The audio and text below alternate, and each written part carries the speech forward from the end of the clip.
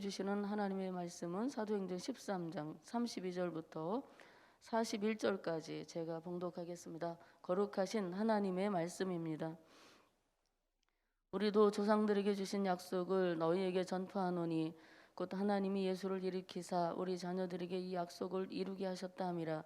시편 둘째 편에 기록한 바와 같이 너는 내 아들이라 오늘 너를 낳았다 하셨고, 또 하나님께서 죽은 자 가운데서 그를 일으키사 다시 썩음을 당하지 않게 하실 것을 가르쳐 이르시되, 내가 다윗의 거룩하고 미쁜 은사를 너희에게 주리라 하셨으며, 또 다른 시편에 일렀으되 주의 거룩한 자로 썩음을 당하지 않게 하시리라 하셨느니라. 다윗은 당시에 하나님의 뜻을 따라 섬기다가 잠들어 그 조상들과 함께 묻혀 썩음을 당하였으되, 하나님께서 살리시니 이는 썩음을 당하지 아니하였나니. 그러므로 형제들아, 너희가 알 것은 이 사람을 힘입어 제사함을 너희에게 전하는 이것이며, 또 모세의 율법으로 너희가 의롭다 하심을 얻지 못하던 모든 일에도 이 사람을 힘입어 믿는 자마다 의롭다 하심을 얻는 이것이라. 그런즉 너희는 선지자들을 통하여 말씀하신 것이 너희에게 미칠까 삼가라. 일러스되 보라, 멸시하는 사람들아, 너희는 놀라고 멸망하라. 내가 너희 때를 당하여 한 일을 행할 것이니 사람이 너희에게 일러줄지라도 도무지 믿지 못할 일이라 하였느니라 하니라. 아멘. 오늘 본문은 바울이 지금의 터키 중남부에 있는 비시디아 안디옥에 이르러서 안식일에 해당해서 이스라엘 사람들과 하나님을 경외하는 사람들에게 말씀을 전하고 있는 그러한 내용이 계속 이어지고 있습니다. 그럼 바울이 해당해서 설교를 통해 성도들에게 요구하고자 하는 증거의 내용은 그럼 어떤 것일까요? 그것은 조상들에게 약속하신 것을 성취하신 것에 대한 내용입니다. 그 내용은 하나님께서 예수를 죽은 자 가운데서 일으키시어 다시 썩음을 당하지 않게 하시리라는 것이죠. 다윗과 예수님의 차이를 36절과 37절에 잘 설명하고 있습니다. 다윗은 이스라엘 역사상 가장 위대한 왕이었잖아요. 그래서 이스라엘의 그는 구원자로, 그리고 하나님께서 인정한 의인이었어요. 그래서 메시아의 모형으로 묘사되었던 그러한 인물이었습니다. 그러나 그도 어떻게 됐습니까? 그는 죽었고, 그리고 땅에 묻혔고, 그리고 그 육신은 썩었습니다. 이스라엘의 가장 훌륭한 왕이었지만 이것이 다윗의 한계였습니다. 그것은 또한 이 땅에 살아가는 모든 사람들의 한계이기도 합니다. 어떤 사람이든지 이러한 다윗의 한계를 뛰어넘지는 못합니다. 이스라엘의 조상이요 모든 믿는 자의 조상이라고 하는 아브라함도, 그리고 이스라엘 백성들을 출애굽시켰던 모세도 그 한계를 뛰어넘지는 못했습니다. 이 땅에 수많은 위대한 인물들이 죽고 썩어져 역사 속으로 사라져 갔습니다. 그러나 누구도 그들을 그리워하고 아쉬워하지만 이 신앙의 대상으로 삼지는 않지요. 그들도 우리와 동일한 사람이기 때문입니다. 그러나 우리 예수님은 어떠셨습니까? 죽으셨지만 썩음을 당하지 않으셨다고 성경은 말씀합니다. 예수님이 인간의 몸을 입고 이 세상에 오셨지만 하나님의 본체이시며 창조주시며 우리의 경배의 대상이십니다. 우리 가운데 누구도 주님을 추모하지 않고 주님을 우리는 예배하고 신앙합니다. 위인은 추모의 대상이지만 예수님은 추모의 대상이 아니라 신앙의 대상이신 초월자, 능력자, 전능자 하나님이십니다. 부활의 주님이십니다. 성령의 증언을 진리로 우리는 믿고 있습니다. 주님의 부활을 따라 우리도 마지막 날에 부활할 것을 믿으며 영원한 구원으로 인도함을 받을 것을 믿고 하나님을 사랑하며 경외하며 살아가고 있습니다. 하나님은 예수님을 죽음에서 일으키심으로 당신의 약속을 성취하셨는데, 예수님을 죽음에서 불러내심으로 너는 내 아들이라 오늘날 내가 너를 낳았도다 라고 시편 2절 말씀을 인용해서 사도 바울이 설교를 하고 있는 것이죠. 하나님의 마음에 맞는 자라고 칭찬받던 다윗도 하나님의 뜻을 섬기다가 땅에 묻혀 썩었지만 주의 거룩한 자는 멸망당하지 않고 죽음에서 일어나 말씀을 성취하셨다라는 말씀입니다.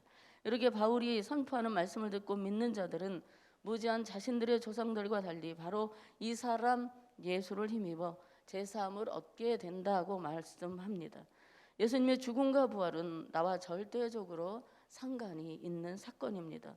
왜 예수님이 죽으시고 왜 살아나셨을까요? 이것에 대해서 로마서 4장 24절 25절에 의로 여기심을 받을 우리도 위함이니 곧 예수 우리 주를 죽은 자 가운데서 살리신 이를 믿는 자니라. 예수는 우리 범죄함을 위하여 내어줌이 되고 또한 우리를 의롭다 하심을 위하여 살아나셨느니라. 이렇게 증거하고 있습니다. 예수님의 죽으심은 우리의 범죄를 인하며 예수님의 부활은 우리로 의롭다 하심을 얻게 하기 위한 것이라는 말씀이죠. 여러분, 아무리 수십 년을 신앙생활해도요, 예수님의 죽음과 부활의 진정한 의미를 모르고 믿는 분들이 간혹 있습니다.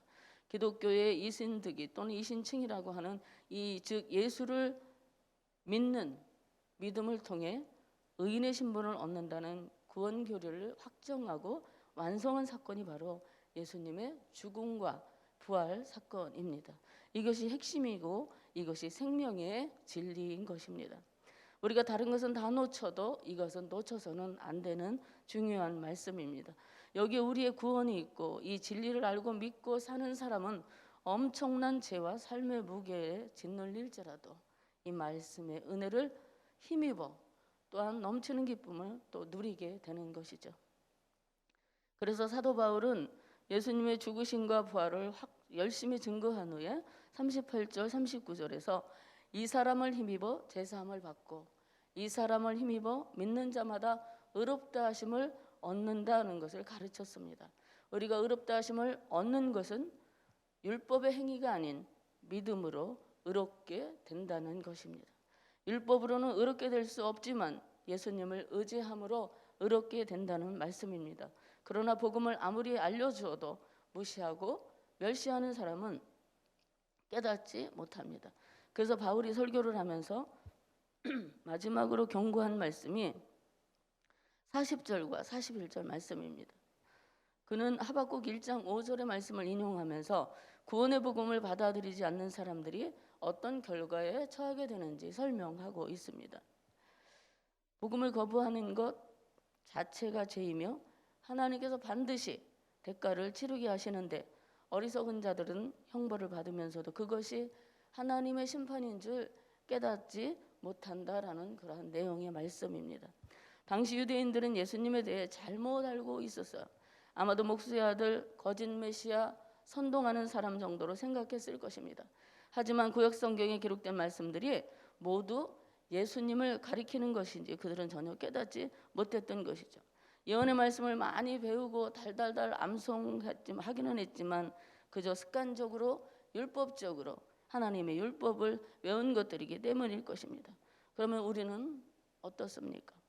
성경에 기록된 말씀이 예수님의 가난 것임을 그리고 그 예수님은 하나님의 아들이시며 십자가에 죽으시고 부활하신 분이심을 확실히 믿으시는지요?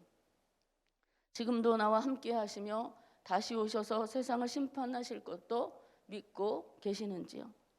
오늘 원하기를 말씀 묵상을 통하여 내가 아는 것과 믿는 것이 무엇인지 잘 점검해보는 그러한 시간이 되기를 바랍니다. 그렇습니다. 생명의 진리인 복음은 받아들이고 믿는 모든 사람들에게 기쁜 소식입니다. 하지만 복음을 받고도 예수님을 영접하지 않으면 그것은 오히려 멸망의 소식이 됩니다. 오늘 바울은 유대 사람들에게 그가 전한 복음을 믿고 따르는 길을 선택하라고 외치고 있습니다. 이 복음은 누구에게도 차별 없이 예수 그리스도를 영접하는 모든 사람에게 열려진 생명의 진리입니다. 오직 예수 그리스도를 힘입어 제사함을 받고 오직 예수 그리스도를 믿고 구원을 얻는다고 말하는 바울의 이 외침이 오늘 저와 성도님들을 향한 외침임을 기억하셨으면 좋겠습니다. 사랑하는 여러분, 나의 죄를 위해 죽으시고 나를 의롭다 하시기 위해 부활하신 예수님을 구세주로 믿고 확신 가운데 거하는 거룩한 성도의 생활이 되시기를 간절히 소망하며 축복합니다. 기도하겠습니다. 사랑과 은혜가 풍성하신 아버지 하나님, 겨울이 깊어갈수록 추운 날씨가 지속될 것입니다. 그러나 그 무엇과도 바꿀 수 없는 주의 거룩한 말씀을 마음에 품고 마음과 영혼을 따뜻하게 하여 이 추운 겨울도 삶을 위협하는 어려움도 잘 이기고 극복할 수 있도록 인도하여 주옵소서. 오직 의인은 믿음으로 말미암아 살리라는 하나님의 거룩한 말씀을 붙들고 날마다 예수님을 향한 믿음이 깊어지도록 우리의 믿음을 축복하여 주옵소서. 오늘 이 새벽 기도하는 성도님들의 소원을 따라 응답해 주시고 병들고 상하고 소외된 이들을 주께서 긍휼히 여겨 주옵소서. 예수님의 이름으로 기도하옵나이다. 아멘. 우리가 함께 들으실 공동 기도 제목입니다. 지금 들은 말씀이 내 삶으로 이어지게 하옵소서. 매일의 말씀 묵상과 기도로 거룩함을 힘쓰는 말씀 삶 공동체가 되게 하옵소서. 주님의 성탄을 기리며 다시 오실 주님을 기다리는 대림절이 되게 하옵소서. 코로나 감염 확산세가 멈추게 하시고 단계적 일상 회복이 순조롭게 진행되게 하옵소서. 코로나19로 고통받는 환우들을 치유하시고 방역당국과 보건의료진들에게 힘과 지혜를 주옵소서. 교회 연말 사역 및 사무총회가 잘 준비되게 하시고 이웃과 따뜻한 마음을 나누는 교회 되게 하옵소서. 이와 같이 공동기도 제목과 성도님들 가지고 오신 기도를 들으신 후에 삶의 자리로 나아가도록 하겠습니다. 기도하겠습니다. 사랑하는 아버지 하나님 고맙고 감사합니다. 우리를 위하여 십자가에 죽으시고 부활하사 하나님 아버지 우리를 의롭다 하시고 우리의 죄를